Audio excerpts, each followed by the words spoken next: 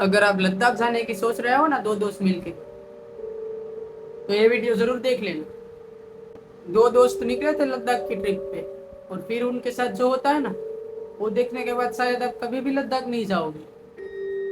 ये बात 2024 की है। सुमित और अमित दोनों अपनी बुलेट पे लद्दाख की ट्रिप पे निकले थे, और पेंगोंग से लेह लद्दाख लौटते वक्त आधाम के सुमसाम रास्ते पर उसकी बाइक का क्लच वायर टूट जाता है, और उस जंगल वाले पत्थरों वाले पहाड़ के बीच उसको बुलेट अपनी ठीक करते करते शायद रात के 9 साढ़े 9 बज गए थे।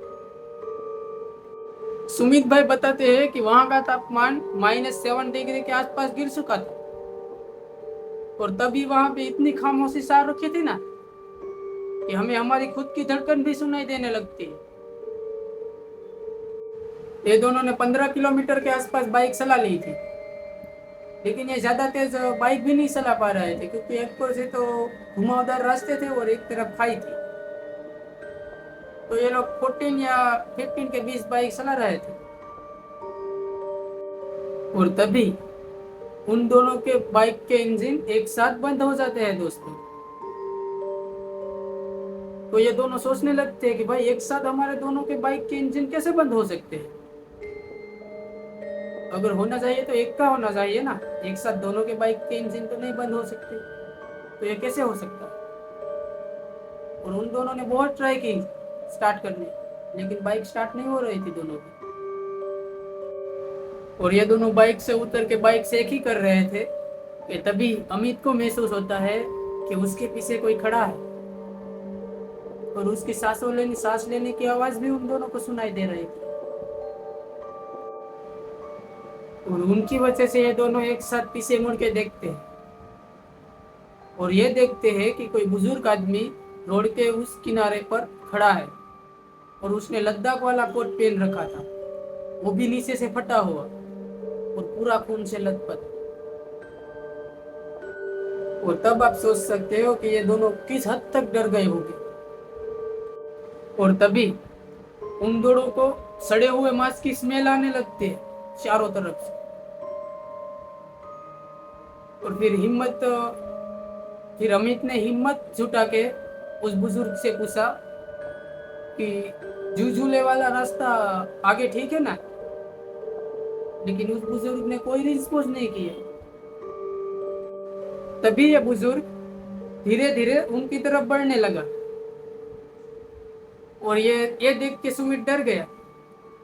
तभी सुमित ने उसकी बाइक की हेडलाइट जब वो बुजुर्ग आदमी के सर पर डाली ना, वो देखने के बाद शायद अगर तुम या मैं होता ना तो वहीं बेहोश हो जाती। उसने देखा कि उस बुजुर्ग की आंखें ही नहीं है, सिर्फ काली काली दिख रही, और उस आंखों से काला काला पदार्थ उसके गालों पर एकदम से सूख गया था। और ये देख के सुमित की रूह कांप गई।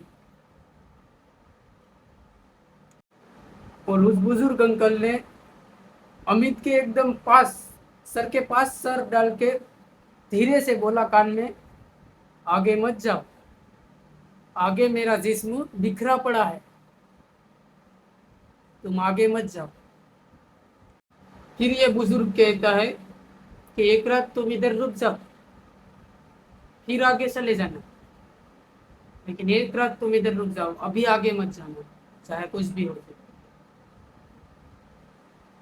अगर आप सोच सकते हो कि अगर आपके साथ कुछ सुनसान रास्ते पर ऐसा हो तो भाई कैसा होगा, एक बार आप अपनी तरफ से सोच के देखो। और ये बुजुर्ग इतना कह ही रहा था कि सुमित की नजर उसके पैरों पर पड़ी।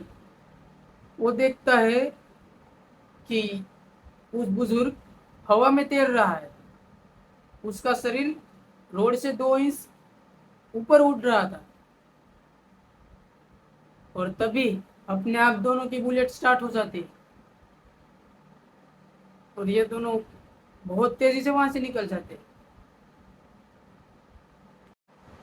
और ये दोनों की बाइक की स्पीड शायद 80-90 के आसपास होगी।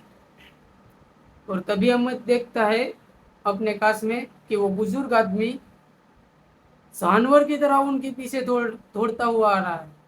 भाई आप सोच सकते हो कि किसी की इतनी स्पीड कैसे हो सकती है। और करीब करीब उस बुजुर्ग ने उसका पीछा 8 किलोमीटर तक किया। फिर होटलों वाली जगह पे आई, तब वो बुजुर्ग चला गया।